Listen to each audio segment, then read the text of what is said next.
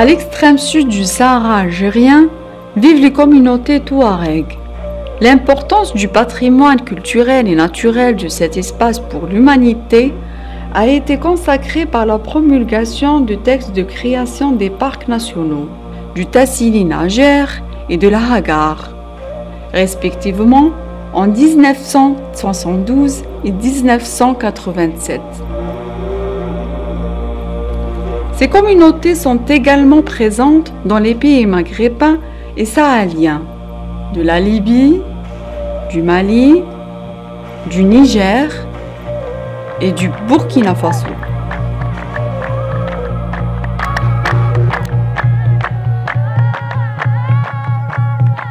Leur organisation sociale est sous-tendue par le rôle de la femme qui constitue une matrice assimilée à la terre.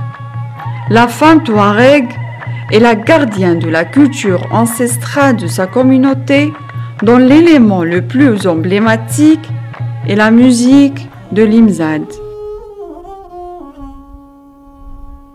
Il en est l'instrument emblématique par excellence. Il est joué exclusivement par les femmes qui fabriquent elles-mêmes leurs instruments.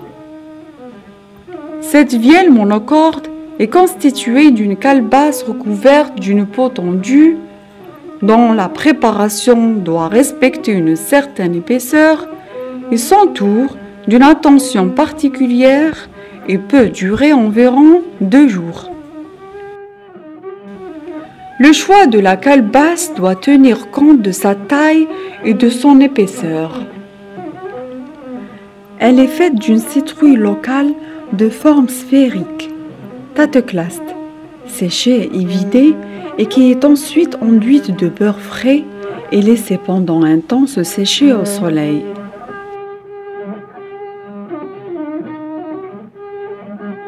Les éléments en bois sont le chevalet, Tezewin, constitué de 2 bâtonnets en forme de V, le manche, tabourit, relié de bout en bout par une mèche en crin de cheval, et enfin l'archet, Taganhi, fait d'une branche de bois arquée et liée d'une extrémité à l'autre par une autre mèche en crin de cheval.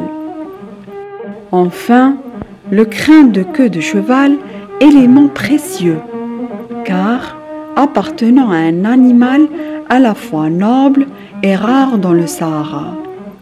Il est choisi selon sa solidité et flexibilité.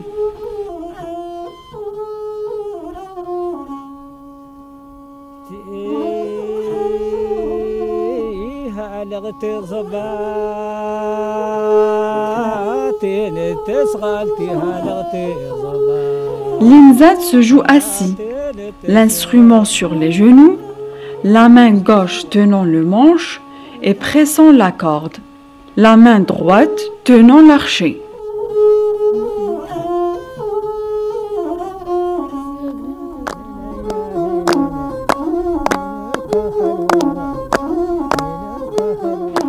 Au sujet des origines de l'imzad, la légende raconte que, dans un temps primaire, où on ne connaissait pas encore la musique, les hommes passaient inlassablement leur temps à se faire la guerre.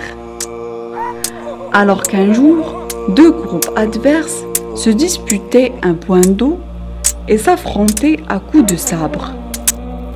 Les femmes outrées se concertèrent et décidèrent de prendre l'initiative d'établir l'ordre et donner du sens à la vie. Ainsi, une femme fabriqua un imzad, mit ses plus beaux atours et alla à proximité du champ de bataille. Elle s'assit et commença à faire résonner son instrument. Les combattants, éblouis par ce qu'ils venaient d'entendre, arrêtèrent le combat. Les épées se glissèrent de leurs mains pour se ficher dans le sable. Tous ensemble, les hommes allèrent chercher l'origine de ce son envoûtant. Ils aperçurent une femme assise seule, l'imzad entre les mains. Ils s'approchèrent, pleins d'émotion, et s'assirent autour d'elle. C'est ainsi que fut née la Hal. La Hal est l'occasion où se joue habituellement l'imzad et où la douceur féminine l'emporte sur la virilité masculine. Cette temporalité contraste avec une deuxième, caractérisée celle-là par la paix et l'ordre, inaugurée par la découverte de l'imzad par la femme. L'harmonie et l'ordre qu'instaura l'imzad sur terre sont en fait alimentés par la beauté et l'esthétique qui se trouvent dans la nature et qui constituent les thèmes favoris de cette musique.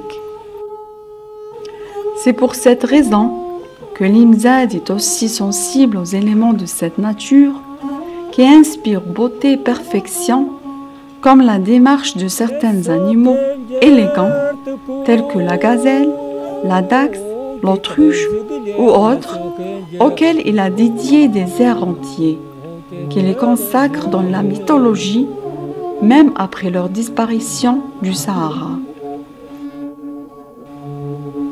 Le son de l'imzad est censé être l'émanation des sentiments de sa joueuse et l'interprète de ses états d'âme.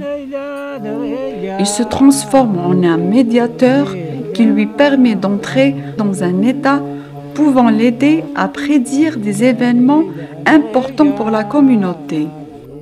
Si l'imzad refuse de résonner sous les doigts de son maître, on devinera alors qu'un malheur est arrivé.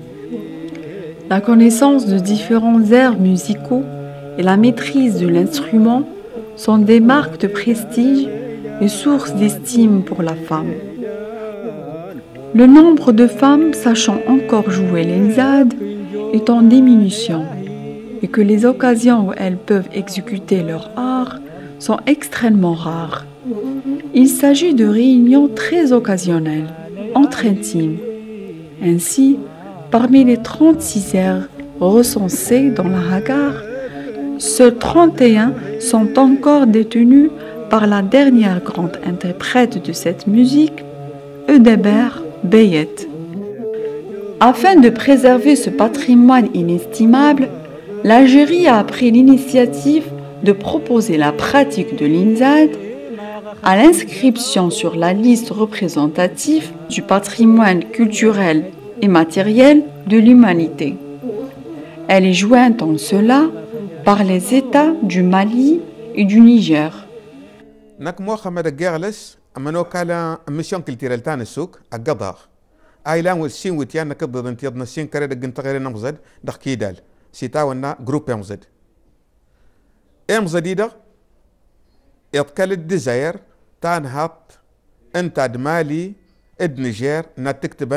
دغا هارتا ويو غازينسكو نكبال تنكن يضغ نلي لاسن دغا الدباراوين إجرازانا إنجاسنا الخارجين نكو بادي تجمار تالياتنا هجار إجرازا هولان أوايجا أكلنا نغد الزهير دمالي نيجير فلا دسجلن إمزاد دغلي نيسكو نك إبراهيم منزو جالو موسى أما الشغل وجريدة دغاير النيجر قدز